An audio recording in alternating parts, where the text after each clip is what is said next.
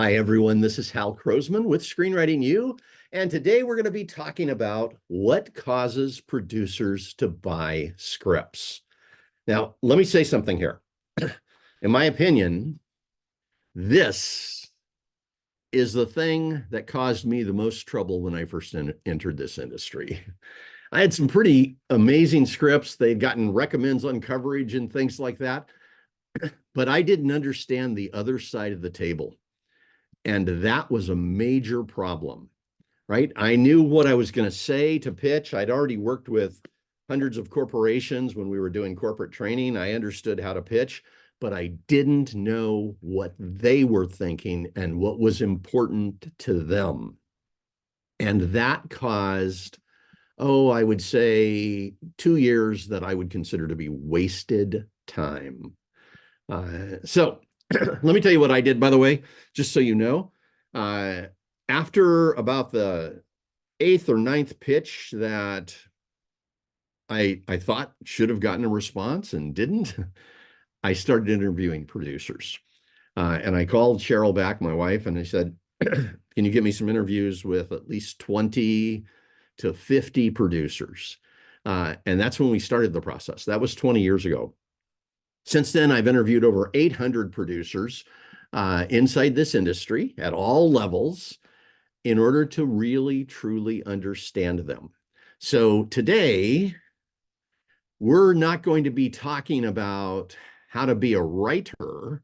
We're going to be talking about how to understand what's going on with the producer so that you are more successful.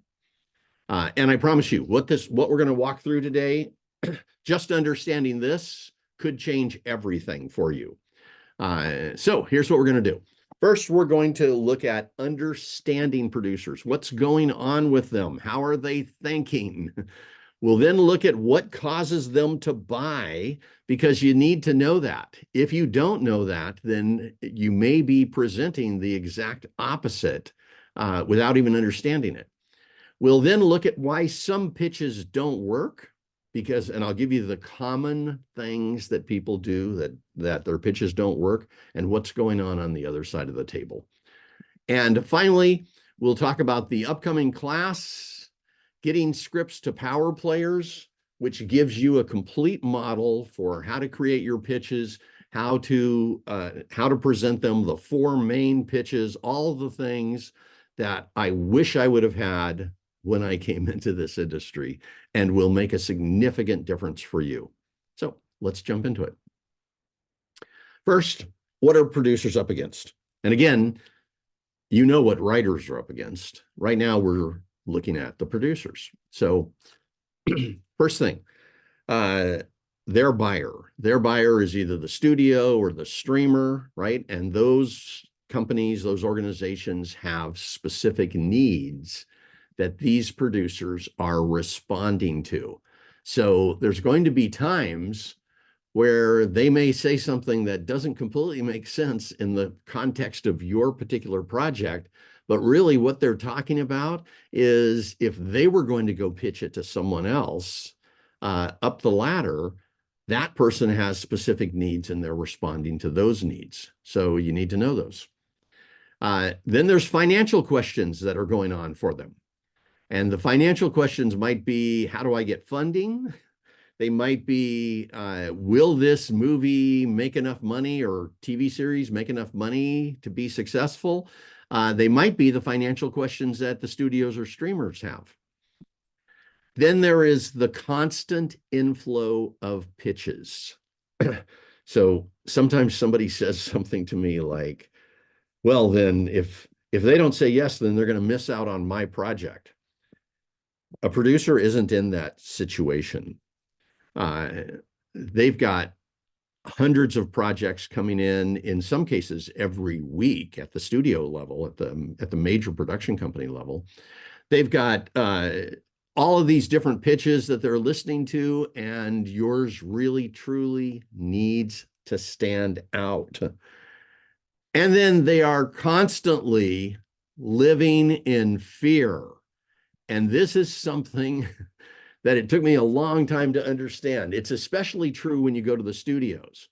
The studios are pretty much always living in fear. If when they take on a project, they're going to put 50 to 100 million in the project, and then maybe another 100 million in the marketing. If somebody makes a mistake on that kind of thing, it's huge, right? It's the end of their career. It's like they have more fear than you ever thought of. And they're, it's like you need to know that when you go in, because sometimes if you say anything that triggers that fear, wow, they're going to shut down almost immediately. So these are just some things that you want to know that's going on over there, right? And by the way, some of these might make you feel better, right? To know that they have fear also might make you feel better, but it also gives you a chance to recognize when that's showing up and to respond to it. So now, why do they buy? First thing, the project will attract an audience. This is really important. I was at a pitch fest like 5 years ago. The last one that I went to that was live. At some point they're going to start doing them live again. But we had hundreds of producers there, and we had hundreds of writers. I had a booth. We were the primary sponsor of that particular pitch fest. So we had a booth up that said, "We'll help you with your pitch." And I had lots of writers come over to me and, say, "Hey, I have this problem. I just did a pitch. Here's what happened." But this was one of the ones that they were a lot of them were stumped with. The writer or the producer would say, "What's the audience for this show or movie?" And most writers would say, "Everyone." And that's the worst answer you can give. What the producer is looking for when they ask that question is, who am I marketing this to? Where are we going to spend our marketing budget? So they want a specific answer, like this one is women over 25 who have dealt with some kind of specific crisis in their life or something like that, right? It's like the more specific you can become, that they can go, okay, I can identify that audience and I know how to sell to them, the better your chance of success. They're also buying because a project will attract lead actors. So, and that's important. When you're writing your main characters, you need to be thinking, how will this cause an actor or an actress to sign on? And then that it fits the market, that it's something that can sell in today's market, in today's world, and that kind of thing, and that it can get funding. And funding, for the most part, means really two things. It means that it makes sense from a business perspective. Like if you go in and say, "Hey, my movie is a $50 million movie," when the only market that's out there is something that wouldn't support a $5 million movie, they're going to all turn it down. You may have great writing. You may know exactly what you're doing. You may have presented something that has incredible characters, but if the money part doesn't make sense, they're not going to risk $50 million on a project that they think will only make back 5. So you have to think about that. And finally, that it will make money. And this usually means that you've got a project that is easy to pitch, that has a major hook, that will draw an audience, that will cause, the moment you say it, it causes the person who just heard it to light up and get excited, right? Those kinds of things point to it making money. And by the way, your pitch should be short and to the point. If you have to tell a long story for them to get it, that says it's going to be hard for it to make money because they can't market it in 30-second spots. So keep that in mind. Now, the other parts, it makes sense in their world, right? So first, it matches a genre that they've produced. I had a horror producer, his name was Sean Cunningham. He was the producer of Friday the 13th. Him and I did a lot of stuff together for a while. But one day he said to me, he says, Hal, I have to ask you a question. And I was like, okay, sure, Sean. He says, why would anybody send me a rom-com? And I was like, I understand. He goes, no, no, why? Why would anybody send me a rom-com? And I said, how often do you get them? He goes, about once a month, somebody sends me a rom-com. He says, or they'll send me a comedy or something like that. Why? And I said, the reason why is because they heard you're a big producer and they don't know that you're focused on horror. And that's it, right? So it didn't make sense in his world. What you need to do is look them up, find out what they've produced, make sure that whatever you're sending them matches a genre that they have produced. That's important. Now, at the same time, it's a lot stronger to pitch a single genre. Like if I go to Sean and I say, hey, I have a horror movie, a dual genre, I have a comedy horror, he's likely going to say no to that. If you say three or more, every producer will say more. Don't get confused about this. I've seen so many people who, when a producer asks their genre, they'll say 5 genres and they think that's better. What that means is the producer won't be able to find an audience for it. So 1 genre is best, 2 genres is second, action, comedy, or whatever. 3 genres is an automatic no for most producers. Now, if you don't believe that, you can go test it. I understand, but I've talked with probably at least 100 producers about this because they're kind of perplexed as to why people keep telling them 5 genres. And it's the person who's telling them that just doesn't understand a producer at all. So that's the message they're getting. Second thing, for it to make sense in their world, it needs to match their budget range. And there's most of the people who violate this are the ones who come in with, a $50 million budget to a $1 million producer. But and in that case, the producer can't do anything with it. Their entire market, who they work with, who they talk with every day are low budget companies, low budget finance people, all that kind of thing. But the other side of it is Cheryl and I took a project at one point that was a horror movie. And this is back before the studios had actually gotten into the horror business, the low budget horror business. This one was something that should be done for about $1 million. We took it to our contacts and they were all 30 million plus producers. And one came back and said, it's a great script. It's really well written, but I don't know why you brought this to me. I can't do a thing with it. And I said, you make $30 million movies plus. Of course you could make a 1 million. And he goes, no. He says, I don't have a model for that. I don't have a market for that. I go to studios. And I was like, oh, wow, we just wasted all that time going to the wrong people. And just because we hadn't considered this one thing. So hopefully that'll help you. Second thing that producers are looking for is that it gets their attention. And please know this, it's not you that gets their attention. So when somebody goes in dressed up to get attention, or they jump up and get all excited and all that kind of thing, that doesn't do it. At one point, I worked in a producer's office, and my job was to help him prepare the projects to go out to other producers and studios, and to be part of the pitches that were going on. I was the person who was listening and then writing down the responses and what they did better. His pitches were almost all a single sentence, and he said them deadpan.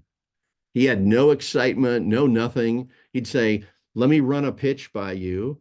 This is the true story of the man who counterfeited more money than anyone in U.S. history, and he began at age 14. And then he would stop and let them respond. Now, he had a hook at that time. That one he ended up putting together, making a deal, but he had a hook. something that was interesting, and it was the true story, and it was the person who counterfeited more money, and by the way, he had the rights, and all those kinds of things. So he had done his job. He didn't have to say it in an excited way.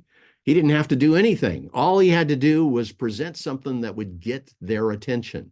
So what that means is you've got an engaging title and you've got a major hook.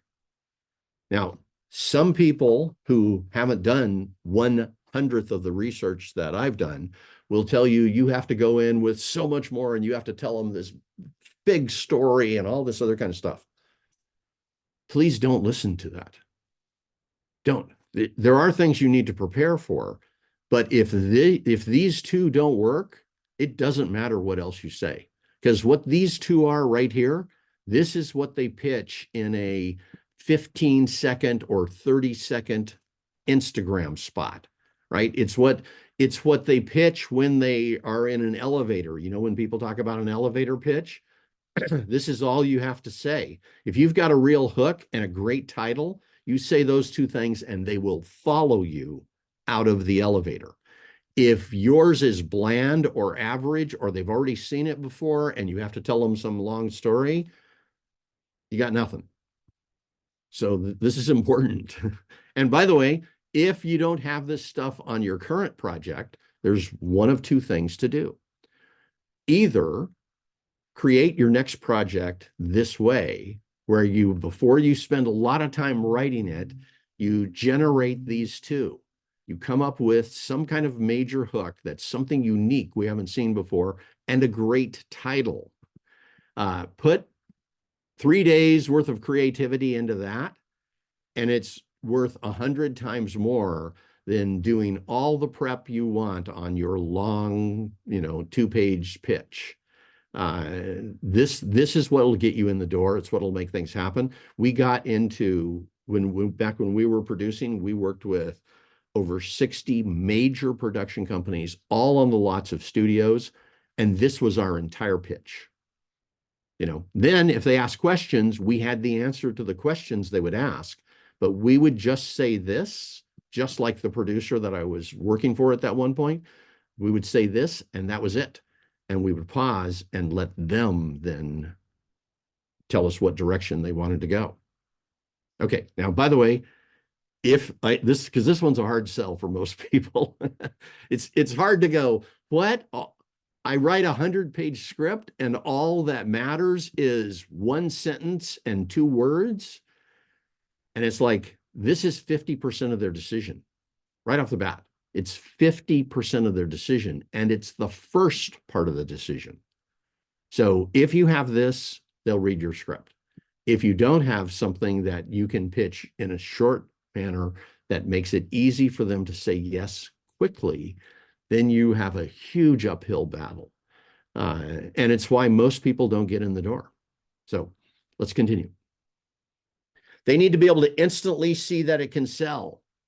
Right? So this means that there's a clear market. Usually this is your genre. It'll draw a specific audience, right? There are some concepts that if you pitch it as something over 40, it'll sell to one market. If you pitch it at the same exact concept as something for a high school movie, it'll sell to another market. And the question is, which does it belong in? Which will have the most success? So you want to be thinking about that. And then again, that you have a great title, a major hook, and roles that draw known actors. So I've already talked with you about the title and the hook. The third thing is drawing an actor. If you can get some kind of name actor to sign on, and it's not really your job, it's the producer's job. But in the midst of this, if the producer can get a major actor to sign on, chances are this thing's going to get made.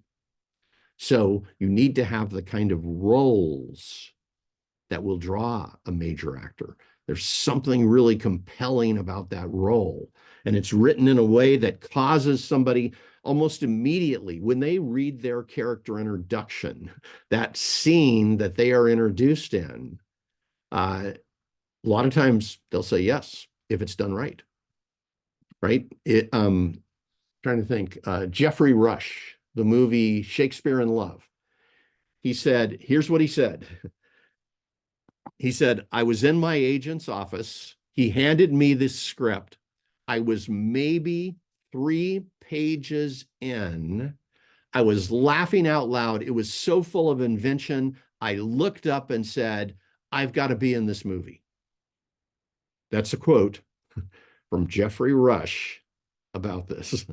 And all he read was the first 3 pages, which were the introduction to his character. If you remember, his character Henslow was on the stage being tortured.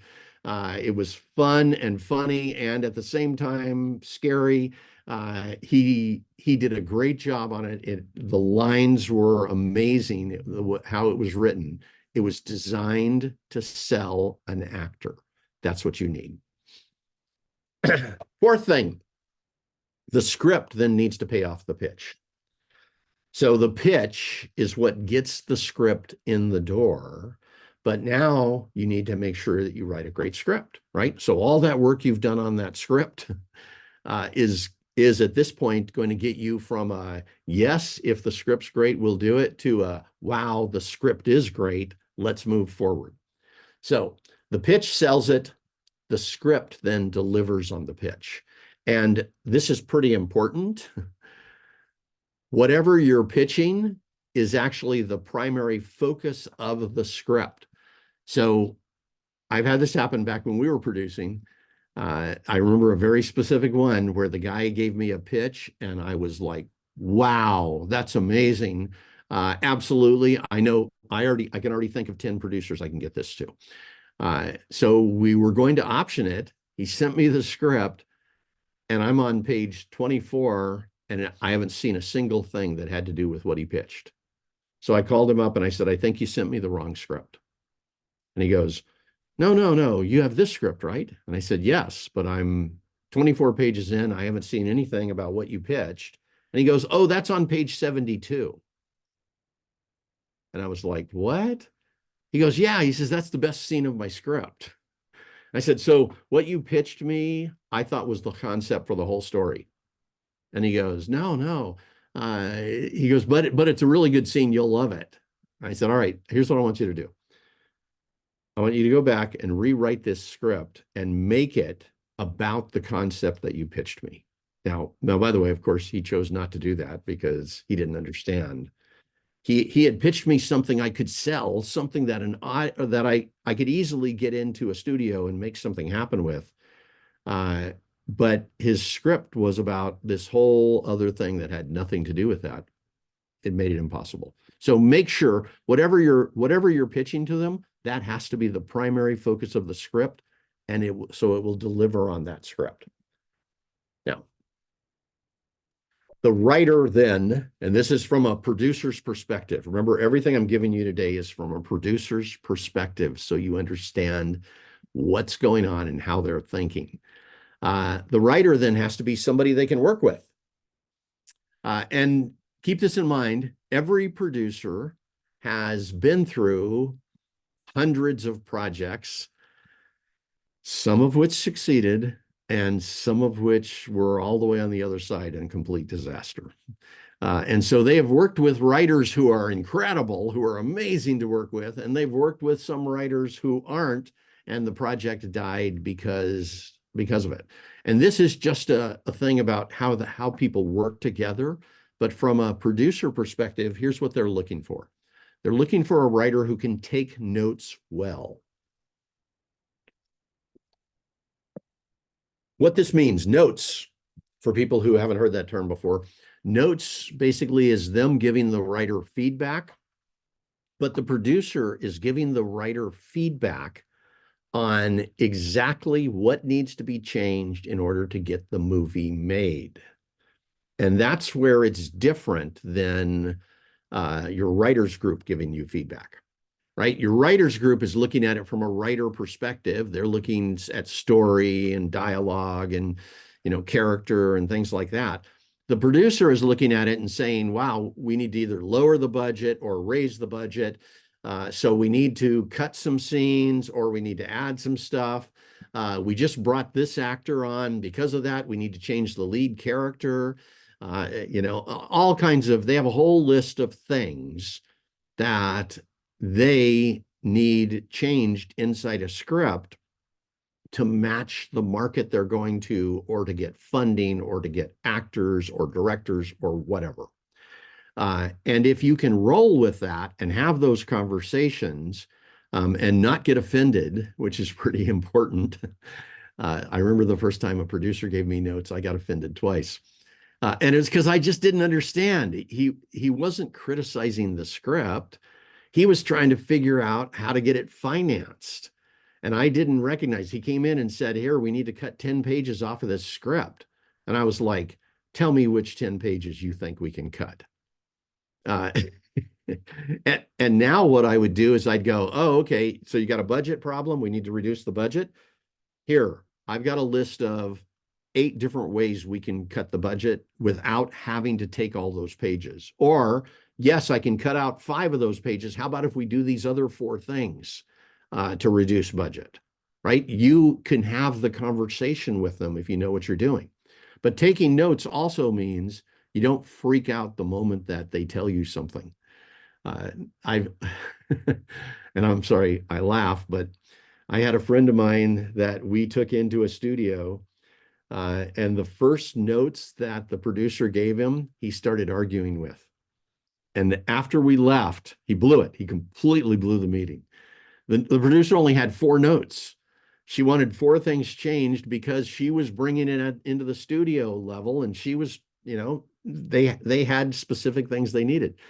But after we left, I asked him what happened, and we were driving back, and at the beginning, he couldn't say anything. And then he says, I don't know what happened, man. He says, she asked me to change something in the first scene, and I just couldn't think of how to do it. And next thing you know, I was just arguing with her. And he panicked is what had happened, because he just didn't understand that notes are a chance to increase the chance that the project gets made. It's actually valuable. The pros, when they look at notes, the producer gives them some notes. They're like, all right, okay, this is my chance to shine. This is my chance to increase the chance that this movie gets made. It's like, go with that.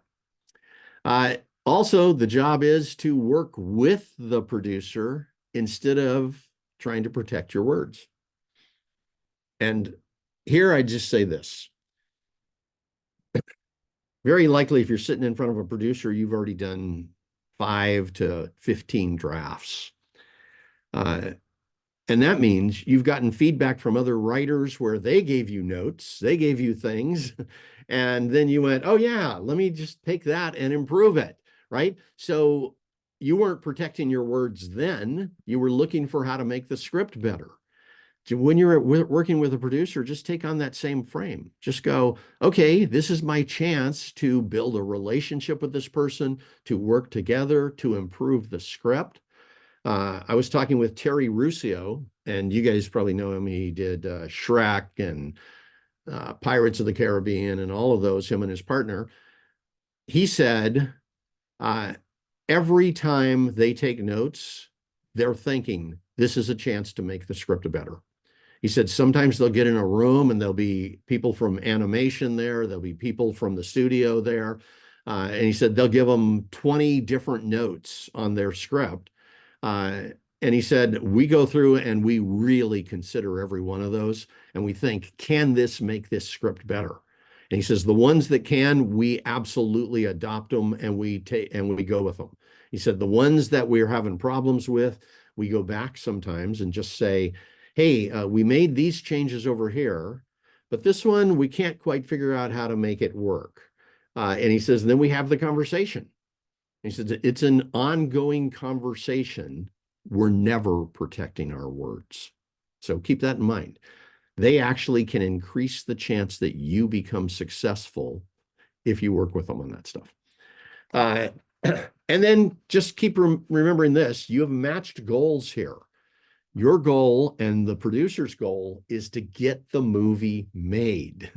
Now, you've spent maybe 6 months working on this script, The producer's brand new to it. But the moment you even talk with a producer, this is the first thing in their mind, right? Can I get this movie made? Is it possible to get this movie made? And I would say if you want to be a huge success, you need to be a beacon of hope in this area. Yes, this movie can get made, and I'm going to do everything I can working with you to help you get this movie made, right? If you're that, any producer in the world is going to want to work with you. Now, by the way, probably some of the stuff I'm saying is flying in the face of what other writers have told you, especially people who barely made it into this industry and then started having problems because they started having conflicts with producers about their scripts. Usually that just means they're coming from the wrong frame.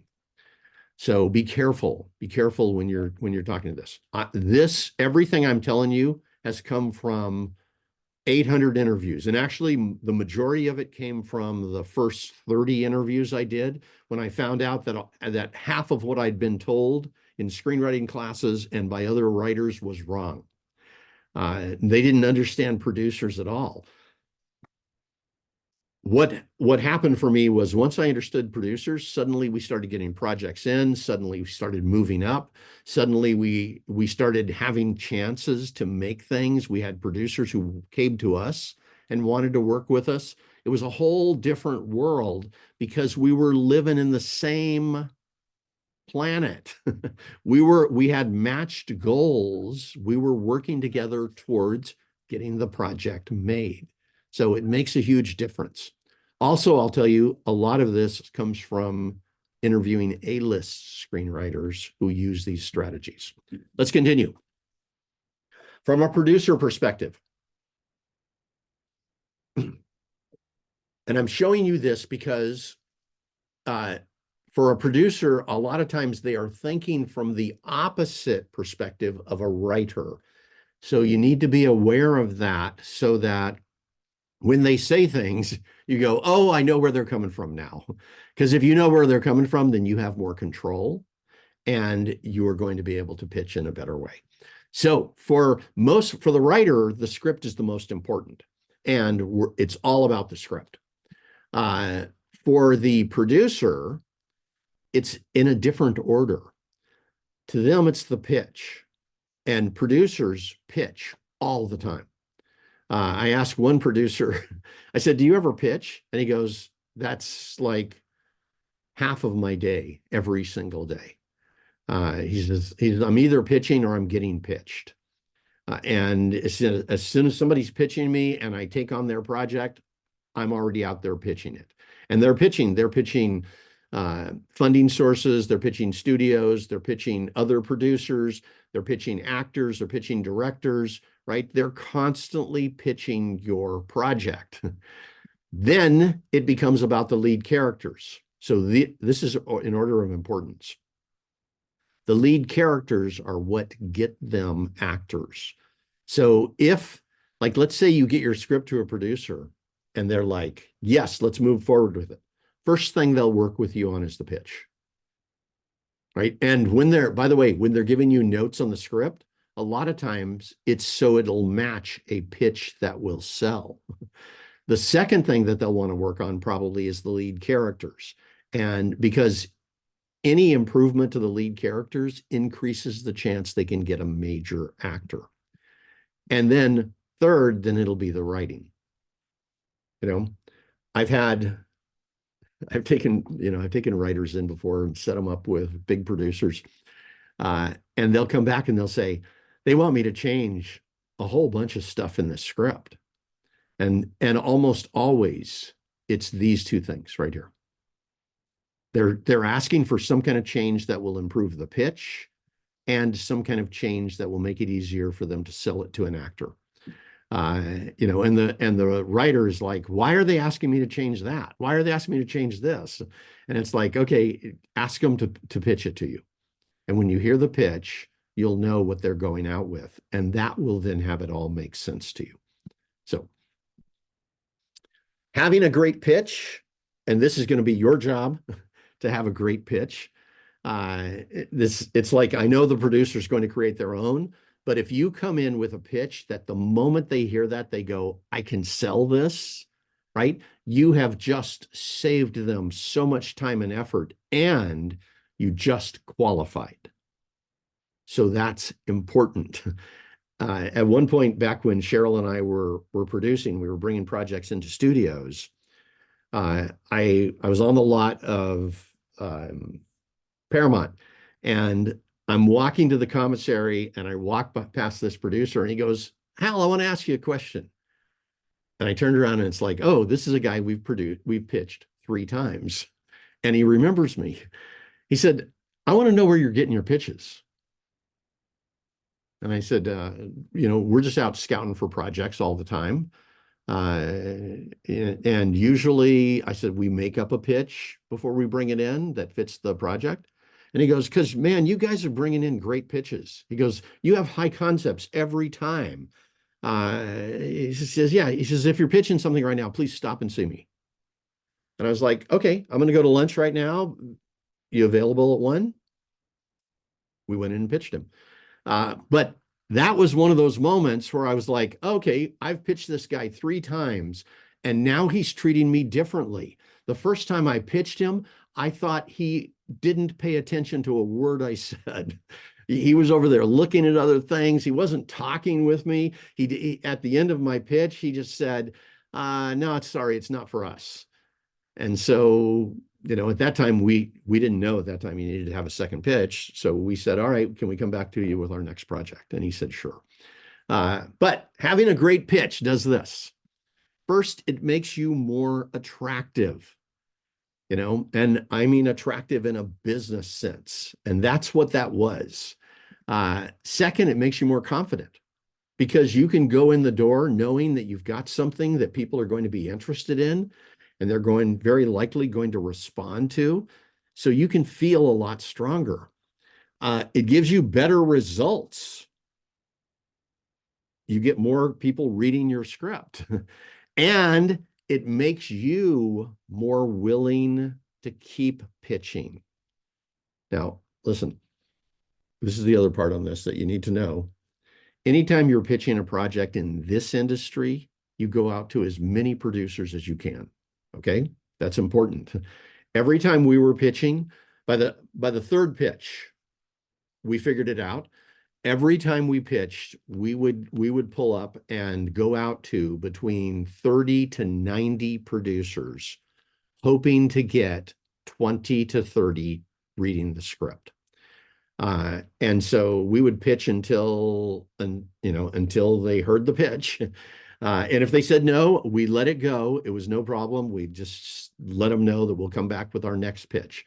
But what I found out was, if you've got a great pitch, it's easy to keep pitching.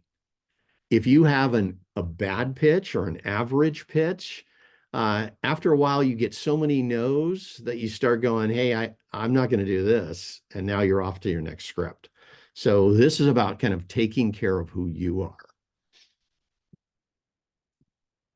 It also is more professional, and having a great pitch makes you more successful. And success is something that could happen instantly, right? It's like, oh my God, Steven Spielberg wants to make my movie. Or it could happen over time, like the thing I was telling you where, a producer walking by is asking me to come pitch him. And that's something that says, okay, I've brought in a series of great pitches, and I've never yet violated that. So it's important. Why some pitches don't work. And this, you can take a look at your own pitch, or if you've had any experience pitching, you can look back at that and see if a pitch didn't work. Usually there's things we can point to. So let's go with the very first one. There's very little unique about the project. And pardon me, I'm having to keep drinking because I have something going on with my throat. But this one's important. Once we understood this, when somebody would pitch us something that didn't have anything unique, we just stopped right there. there's no reason to move forward, at least in our world. Because we were taking things into the major production companies, it had to be unique in some way, right? Unique means there's a hook there. It means it's going to cause people to want to watch the movie, to want to tell their friends about it, all that kind of thing. It creates buzz, so it's important. So be very careful of perfect words with an average story. And this doesn't mean a universal story. This means a story that's written without something really unique. There needs to be something unique. At one point, we were doing a master class where I listened to people's pitches to decide which script they were going to write. And what I'll tell you is 90% of people brought in average stories that had no hope. They were good stories, but they had no hope because they didn't have something unique. So I would listen to it and I would wait until they hit one that they really loved. And then I'd say, let me just ask you, would you be willing to brainstorm 30 ways to make that unique? You need to find something that's strong enough that we go, wow, if we're watching a trailer, we don't go, oh, I've already seen that movie. That one was Die Hard, or something like that. Instead, what we're seeing is something that's interesting and compelling and unique and something we've never seen before. And yes, there's a lot of universal writing in there, but that big hook is what sells it. So the job here, is to brainstorm big picture ideas, right? And we're talking concept, character, major story events. Brainstorm new ways to do them. Don't stop with just something that's like, okay, that'll work. If you're talking, because remember, what we're talking about is these are the things that ultimately end up in your pitch, right? Your concept is one sentence that tells you the big hook of the story, and your lead characters, you need to be able to present them in a way that they go, oh, wow, I can get a major actor to play that. So you can't just tell us some average character. You need to tell us something about this character that we haven't seen before, that's different, that's unique. Do that, and you have a much, much, much better chance of success. Second, sometimes pitches don't work because the writer's trying to protect themselves or protect their project or protect their words or whatever that is. It's okay to protect yourself to some degree, right? It's like if you're talking about on the project, copyright it before you ever present it to a producer. That absolutely is smart. That is intelligent protection. Then keep a paper trail between you and any producer that you talk with. And a paper trail means emails that went back and forth. If you sent them the script, send it through email or send it through something that you can track. Keep that, right? Again, we're still in 10% protection, and then making the deal is the other 90%. So even when you get to the contract phase, it's like, yes, there's a certain amount of protection that needs to go into it, but really you're there to make the deal. If you're only there, like let's say you switch these two numbers around and you say it's 90% about protecting myself and 10% about making the deal, you're never going to ever make a deal in this industry. It's like the job is to put this deal together and move forward, especially on your first project, because your first project now the moment you sign that deal, you are an optioned screenwriter. You just moved up in credibility. You now have a producer that you're working with. You just moved up in experience, right? You now are going to go through all the things that have to do with getting ready for production, which means the next time you pitch, you know so much more than you knew on this project. So do what it takes to make the deal. And I'm not telling you to give up everything or any of that kind of thing. Get an attorney involved. Every person really inside the industry at the present moment who is successful has an entertainment attorney. You may have to pay them. You may have to spend, $500 to get them to read the contract and tell you what they think of it. And that's worth doing. But then at that point, then you should be focusing on what does it take to make the deal. And then the objective is a sensible deal for both parties. This is the other problem that I see a lot. When somebody is trying to get the perfect deal, or the deal that the A-list screenwriter gets, or they're trying to get $1 million for a project that's only going to be budgeted for $3 million, right? They're trying to make a deal that makes no sense. What you need is a sensible deal for both parties, so that to the producer, it makes sense. To you, it also makes sense. It gets you into the industry, it gets you started, and if the movie gets made, you end up making a certain amount of money that's worth it, right? Sensible will get you into the industry. Trying to get the A-list deal that only the very top get will keep you from ever succeeding. So keep that in mind. I can't tell you how many writers I have had who their friends convinced them that they had to ask for A-list money and A-list perks. And they blew deals left and right that could have gotten them into the industry. So, third, a lack of openness when taking notes. So this comes really, in my opinion, down to two things. It comes down to two things. First one is the reason somebody's not open to taking notes is because they feel like it's a threat. And that may be something that they've thought out, like, oh, you're threatening my characters or something like that. Or it may be just something they're feeling, right? It's like the guy I took into that one studio, who was a friend of mine. He was threatened on a level as if somebody had pulled a knife on him. He had a physical reaction to this really nice producer giving us 4 notes.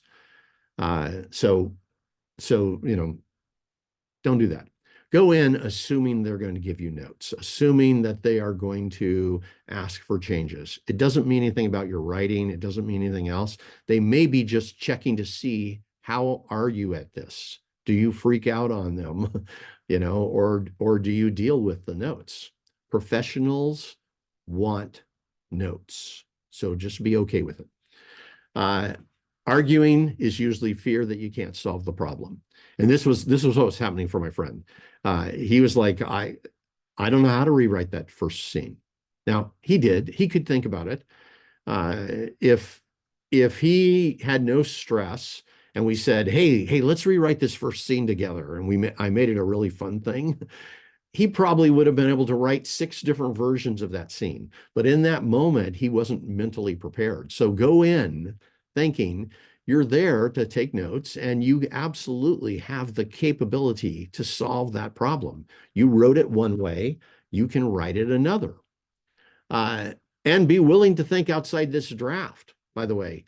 You've made lots of changes to lots of drafts. This is just draft 7, and now we're about to do draft 8.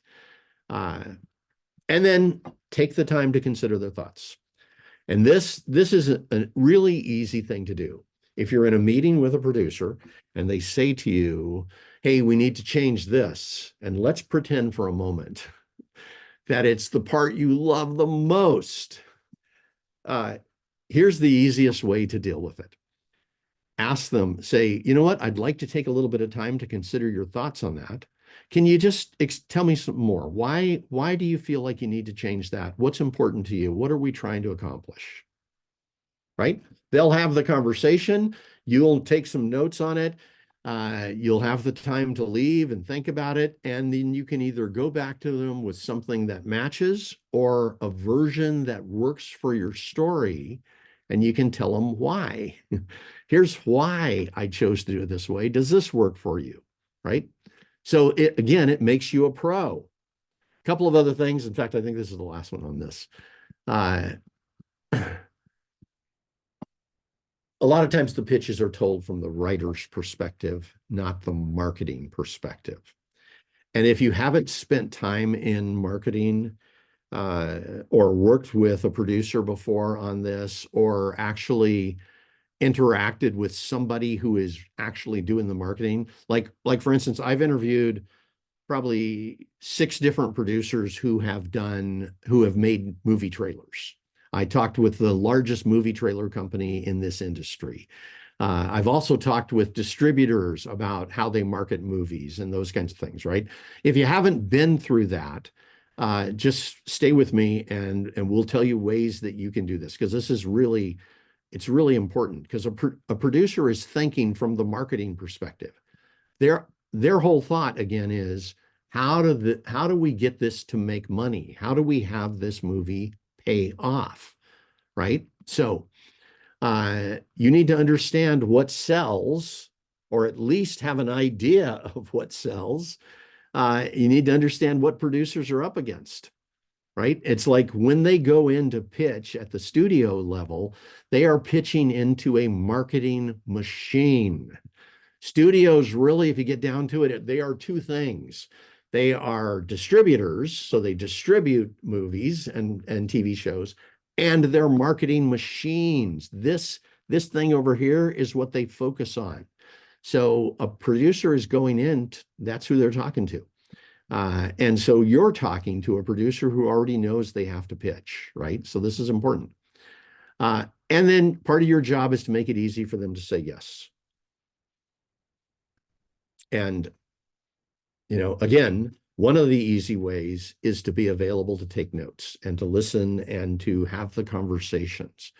Another way is to make sure that the pitch itself is really compelling and that it's short, to the point, immediately hooks them, and is something that they have a chance at selling.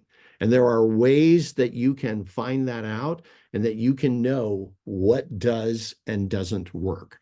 So, keys to your success here. First, learning how to market scripts elevates your decisions for the scripts that you write. The more you know about this, the more successful you'll be.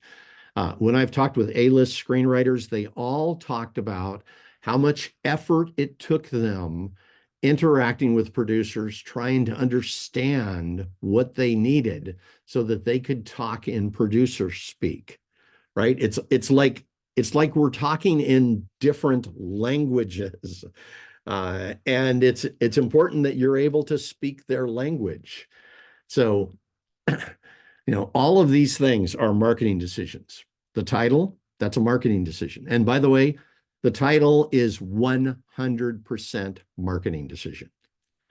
If you're looking at your title for anything beyond that, like if you're saying, well, I really like that title, or that title was something that I grew up with, or something like that, the only question a producer has is that title going to be something that the moment it's out there, people will just see the title and want to go see the movie, right? Because think about it. Every single time the movie is ever mentioned, from the moment it's out there, they're going to say the title every single time. Every time the media mentions it, they're going to say the title. Every time somebody on social media talks about it, they're going to say the title. If the title is something that's really compelling, that the moment you hear it, you go, oh, cool, I'd like to see that. Wow, you just did something great. If the title is something that people go, what? What is that? Like I had somebody who told me the title of their project. And at the time, we were looking at all kinds of projects, and this lady had won a contest. I read through her whole script, and I couldn't figure out what the title had to do with the script. And then she told me some story about what she was thinking when she came up with the idea, and how the title came to her first, and then she created something completely different, right? It's like, and that's an extreme story, but that kind of thing won't help you when you get to producers. So let's continue here. Keys to your success. These are marketing decisions. Your concept also is the most important marketing decision you make besides the title. Then the genre choice is also a marketing decision. If you say 5 genres, you just killed yourself. Just forget it. If you say a genre that isn't something that people work with right now, like film noir. If you come in and say, I'm pitching a project that's film noir, you just killed it, right? This needs to be one of the top 5 genres, and you can blend with 2 genres total. Action comedy, right? Horror comedy, maybe. So action thriller. You can blend too. Don't go any further than that. Then budget. Are you looking at something here that's going to be within a budget that makes sense with the market they're going to go out to? Again, if you're pitching projects to studios, you don't pitch $1 million budgets. We found that out by mistake. If you are pitching to small producers, you don't pitch them $50 million budgets. You pitch something that fits in their range, which is usually 1 to 3 million.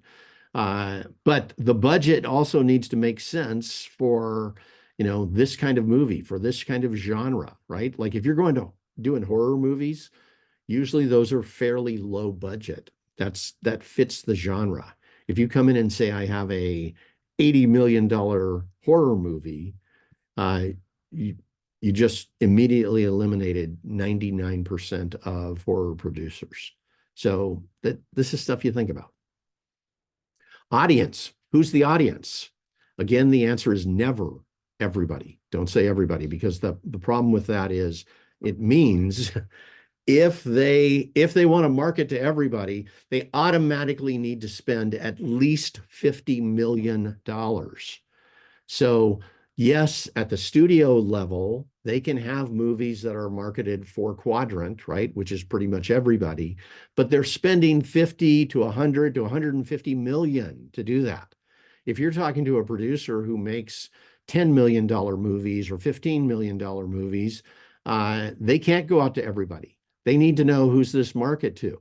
Is this teen boys and girls, high school age? Is this women in their 40s who are trying to reconsider their life? What is it? What's that specific audience? Because once they know the audience, they know how to market it and they know how to budget it. Then, of course, lead characters are marketing decisions. And this is important. This is especially important for people who say this: I'm really good. I've heard it over and over. I'm really great at supporting characters. They're usually better than my lead characters. If you tell the producer that, or actually if you do that, it's an instant no, because that means that they can't go out to major actors, because those actors are going to be usurped by the characters that you wrote that are better. So if that's the case, usually it means one thing. It means the person is very creative for creating characters, and when they have the freedom to create, which is what's happening on supporting characters, they feel more free, right? This character can be anything. When they have the freedom to create, they write amazing characters. But when they go to their leads, they feel trapped, right? The protagonist has to be the good guy. The antagonist has to be the bad guy. And so now all of a sudden they're like, okay, I have to fit it into these boxes, and I don't know how to do that, and I don't know how to be creative that way. Here's what I would say. Start thinking about your lead characters like you do about your supporting characters on that. And if that's happening, and give yourself the freedom to create really cool lead characters, and then make sure there's something an actor would want to play. And then the transformational journey. And some people would ask, why is this on the list? And I'll tell you, it's because this is the movie trailer. 70+% movie trailers are the transformational journey. When you go to a movie and you watch those 10 movie trailers, usually 7 out of 10 are going to be you watching the entire story. And I asked this one trailer producer, I said, why did they do that? I get to the end and I feel like I've already seen the movie, so I don't have to worry about it. And he goes, well, he says, they work. And I said, what makes them work? And he goes, people say to themselves, I want to live that story, so I'm going to come and see this movie. And I thought about it. And it's like the ones that fit for me, I did that. I watched the entire transformational journey. They usually left it, ragged at the end. So there was some kind of hook. I watched the entire transformational journey and I said, I want to be that. I want to live that. I want to have that experience. Right. So, and then of course, the main conflict needs to be strong. So these are part of what will get you there. Now, I have a couple more things to tell you. Question is, when do you create the pitch? And my experience has been when I ask writers who haven't spent a lot of time talking to producers, they'll generally say, I write the script, and after the script is done, I create the pitch. The problem with that, I'll tell you, and by the way, that's okay if it works for you. But the problem with that is what happens is after you've written the script, then you're kind of tied to that in order to create your pitch.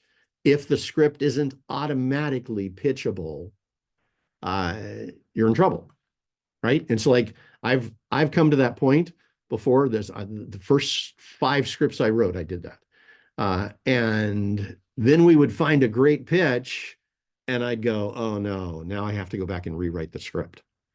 And the one time I made a mistake on it, we found an absolutely amazing pitch.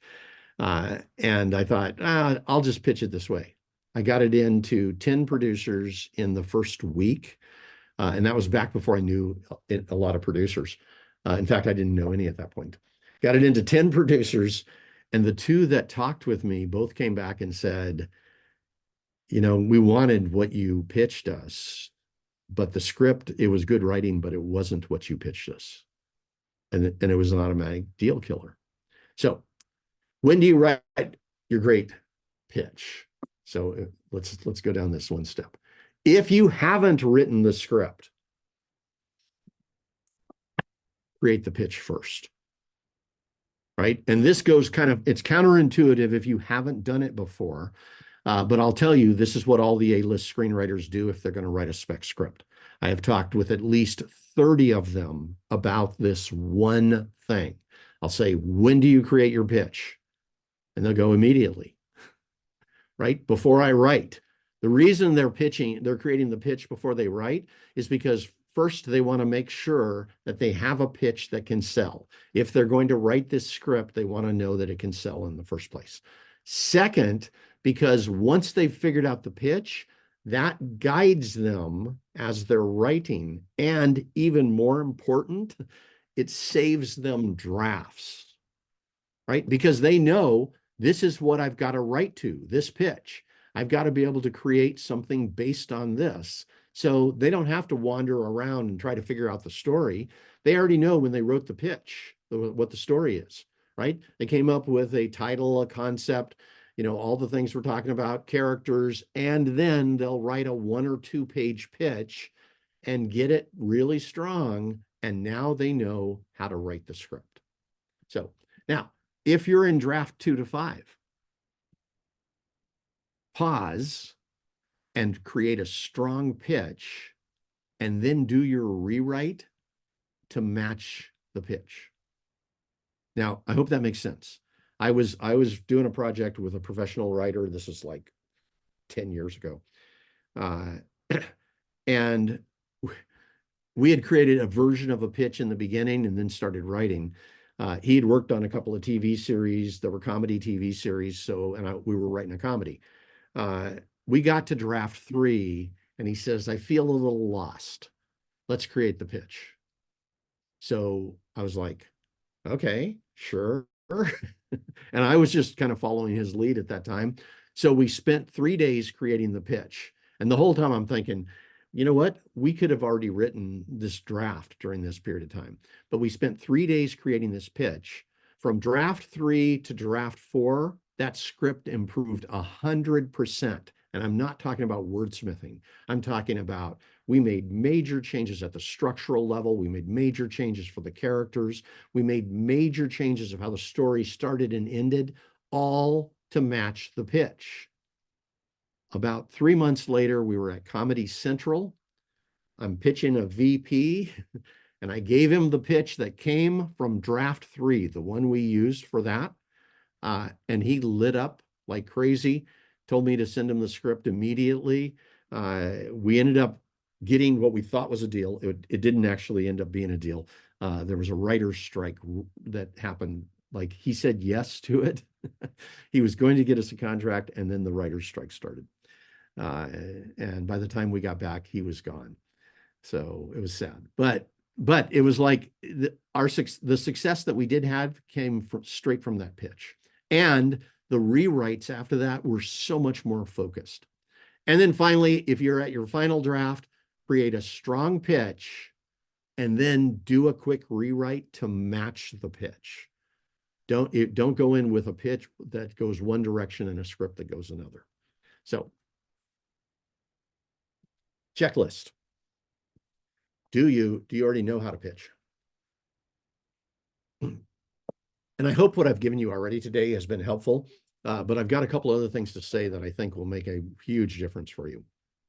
Do you have a strong hook for your project? Look to see, and you should be able to tell pretty quickly, either yes, you do, or no, you don't. And if you do, you can say it in 1 or 2 sentences. Do you have answers to the producer's questions? Because this is going to be the other part. When they start asking you questions about your project, you need to be able to answer them. Do you have the 4 types of pitches mapped out? And I'll walk you through some of those in a couple of minutes. And do you know how to get access to producers? These are all things that you need to know. Now, let me say one other thing, because this is the thing that I see that stops most people. There's really 2 things. The first one is if they don't know what to do, right? If a person doesn't know what to do, how the meeting's going to work, how to pitch, what to say, stuff like that, that stops a lot of people. I have known lots of people who have written script after script after script after script and never pitched them. The second thing that I think stops people is having anxiety that they won't do well, or they'll make a mistake, or somebody won't like them, or that kind of thing. And I think I just saw this yesterday. I was talking with a writer who has written now 8 scripts, and I was doing one of my classes, and I had a Q&A at the end of it, and he said, this script I want to pitch. He goes, I feel like I've got it. This is the first one I want to pitch. And he started naming off all kinds of problems and all kinds of reasons he couldn't. And I said, hang on just a second. You've told me 6 reasons you're going to fail without giving me the chance to answer any of them. And he says, well, I have a couple of others. And I said, no, just a moment. I said, are you feeling anxiety about this? And he goes, yeah, man. He says, I don't think they'll like me. And I was like, yeah, I understand. It's all right. It's absolutely okay to feel anxiety about it. But what's going to calm your nerves is you creating a pitch that will work, and you creating a pitch that's designed for where you're going, and then practicing it with some writers until you get comfortable saying it, and then taking it one step at a time, and you just move through the process. And I promise you, by the time you've done 3 or 4 pitches, you will feel completely comfortable doing that. So this is the thing that I see all the time. People write, and then they don't pitch. And a lot of it has to do with not knowing how and anxiety. So stay with me here for about 5 minutes. I want to show you a class that is designed to get you to the point where you absolutely know what you're doing and you are completely comfortable. And you will get over that, any fears or worries or any of that. And when in front of producers, you will come off as completely professional. That's what this is about. So the class is called Getting Your Scripts to Power Players. And it's not just about how to get something in somebody's hands. It's also about how to make sure that you are a pro in that situation. So let me just walk you through the lessons, and then I'll give you a special on this. Lesson number one, how to get 50 script requests. This came from, we were doing our master class and we would take writers, we'd have them go to market for 30 days. And every single time we did that, we had at least one person that got 50 script requests. So I went back and I interviewed, there were about 25 of them that had gotten 50 script requests. And I found out exactly what they did that was different than all the people that got 3 or 4 script requests. They had a completely different model, a completely different way that they moved forward. So this is that model. It's the first day of the program. You're going to learn how to get 50 script requests. Because if you get 50, you very likely will end up with a deal. So you might end up with a deal after 2 or 3, but if you get 50, you're in business. Lesson 2, what do managers and producers need from you? And that's pretty much what I just did today. So you just went through what lesson 2 is like. And so you have that information. Let's continue. Lesson 3, then the 10 components of marketability. This is how they're making their decisions. And let me give you another one here. Lesson 4 is the 10 most interesting things. My experience has been most writers, when they're pitching, they don't talk out of either of these two. And if you think about it, just this simple thing, the 10 most interesting things, what is most interesting about your project? If that's all you say, you're going to keep people interested. If you also know what causes them to see a project as marketable, right? There are 10 things. And anytime I pitch, if I'm pitching a producer, if I'm pitching at a studio level, anytime I pitch, this is what I'm talking about. It's what 99% of writers don't talk about. It's the things that make the decision. So you really need that. And as soon as you understand it, you'll be able to put it into use. Then how to use hooks to create pitches. And hooks are what the entire industry is based on, right? When you watch, like you pull up Netflix right now, and it'll have all the little icons, and you'll click on one and it'll give you about a 10-second blip. So you're watching this 10-second video, that's a hook. It either hooks you in or it doesn't. If they did a poor job on that, you're moving on. If they did a great job on that, now you're watching the movie, right? So this stuff's important. Then pitch number 1. This is the high concept or the elevator pitch. I had somebody ask me about an elevator pitch yesterday. He's like, I'm going into a studio. What do I do if I'm in an elevator with them? And I said, first, please don't take that literally. Don't trap somebody in an elevator. But I said, well, here's what you can do. You can create a relationship and you can say something smart that will have them want to continue a conversation with you. So pitch number 1 is all about that. What is your elevator pitch? We actually had a writer who made a deal at a Starbucks across the street from a studio. And it wasn't, he said he had like a 30-second conversation with this producer. The producer handed him a card and said, I work over at the studio. When you're done with your Starbucks, come and see me. I'd like to hear this. And they ended up putting together a deal. Then lesson 7, this is your second pitch, your advanced query letters. All the stuff I see out there about query letters is average. What we did was this.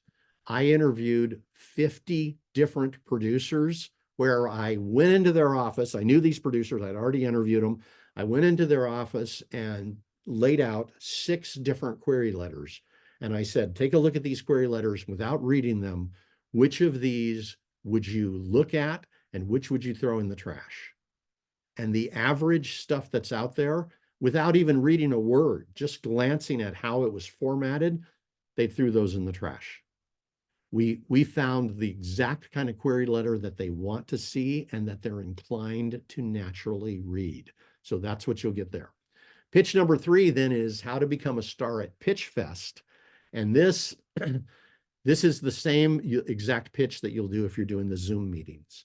Like if you're hiring one of those services to get you Zoom meetings with producers, or managers or those kinds of things, this is the pitch you'll use for it. So we mastered this. I sponsored a bunch of Pitch Fest. I've actually worked with some of the people who do the Zoom meetings at the present moment. We found out exactly what they needed, exactly what worked, and this pitch is built around that. So, and then pitch number 4 is your phone pitch. And I'll tell you, most people, when it comes to phone pitches, do it in the way that creates the most anxiety possible. What we did was this. Cheryl and I both worked with major corporations. We both got in the door. So we sat down and we said, what would be the easiest way to do a phone pitch and the most successful?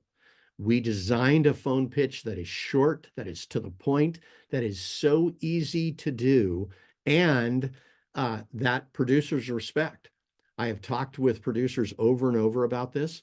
I have interviewed producers that Cheryl pitched, and they'll say things like, wow, she's great, she's amazing. I'm always willing to listen to her. And the reason why is because her pitch, there's no pain. She has no fear because she knows it fits exactly what they need. And it's simple and to the point, doesn't take up time, and it makes you look like a pro. So these 4 pitches, pitch 1 through 4, once you have those, you will be able to, in any situation, be able to adjust to what's happening. At one point, I was told I had 5 minutes with the president of a company. I went there, I sat down, I waited for an hour. The VP comes out and she says, I'm sorry, she can't see you today. And I said, really? Not even for a couple of seconds? And she says, the VP says to me, I can get you in if you promise it's less than a minute. And I was like, I can do that. Now, I had prepared for a 5-minute pitch, which was pitch number 3. But I also had a really strong pitch number 1. So I walked in, introduced myself. I didn't sit down. I said, I know you've only got a minute. Here's what I've got. I said 2 sentences, and she goes, oh my God. She goes, we're going to do this. She goes, as long as the script matches what you just pitch, you're in business. And it did, and we made the deal. Now, that was me having my pitches down. I'd already figured out all of these different pitches and being able to be flexible in the moment and to make something happen. So this makes a significant difference. Then it's about how to target your market, how to network from anywhere in the world. We have people who are making deals from all over the world, from Australia, from South Africa. We've had a deal made from Kazakhstan, people in Canada and Japan. We have people making deals with Los Angeles from all over the world. So it's absolutely possible. And finally, let me get out of the way here. Then how to put your marketing campaigns into action. So by the time you're done with this program, you will know everything you need to be able to pitch producers in a way that is completely competent, that has you feel completely confident, and has you come off as a pro from the beginning. It also, if you follow what we're saying here, it dramatically increases your chance of getting multiple script requests, right? Our objective is for you to be able to go out and market this like crazy, get what you want, feel comfortable, and build relationships with producers. Now, let's just,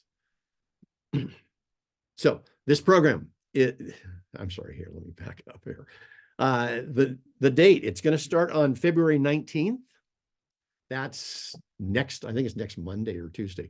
It starts on February 19th. That gives you a week to kind of look at your script and figure out what kind of pitch you want to do and that kind of thing. Bring in something that you think will work. The normal price on it is $199.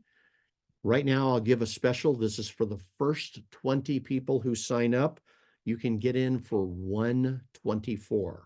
This is a 30-day class. That gets you in. It saves you $75 off of the price. This is pretty much as low as we've ever put this class. But I promise you, over this 30 days, you will learn so much more than everybody else knows about marketing out there and about pitching, and you will come off as a pro when you interact with producers. So all you got to do is just go to this link, bit.ly. So write this down, bit.ly/power players class. So again, it's bit.ly/power players class. And you take that, write it down, put it in your browser where you normally put a web address, click return, go through the sign up process, and this has started for you. Once you're in this class every single day, I promise you, you are going to learn things that you didn't know. You are going to learn things that the other writers you know don't know. And by the end of it, you will absolutely know what you're doing. You will feel so much more confident. And as soon as you start interacting with producers, you'll go, wow, this stuff works. Because this is what had us be able to we made 30 different deals with major production companies that were on the lots of studios using exactly what you're learning here. Everything we did here, we either learned from producers or in the midst of trying things, we confirmed them with producers that this is how they want to be pitched. And this is how they want writers to network with them. So if you want to move forward and to start marketing one of your scripts or start putting it out there, or have the chance on the new script, the one you're going to write next, this is one of the smartest things you can do. So hope you join us for this class. Again, for the first 20, you get in right now at $75 off. The normal price is $199. You get in at $124. Again, that saves you $75. And really what it comes down to is it's about, the price of a Starbucks every day. For that, you can absolutely know that you're pitching in a way that fits what producers need in this world today. So thank you for being with me today. I hope you got a lot out of what we were doing. Our objective is to do everything we can to help our community and to have you guys be successful. And if you join us for this class, I promise you, you'll take leaps in your ability to get in those doors. With that, I want to say again, thank you a lot for being here. This is Hal Croasmun with Screenwriting U, wishing you the absolute best with your writing. Bye-bye, everyone.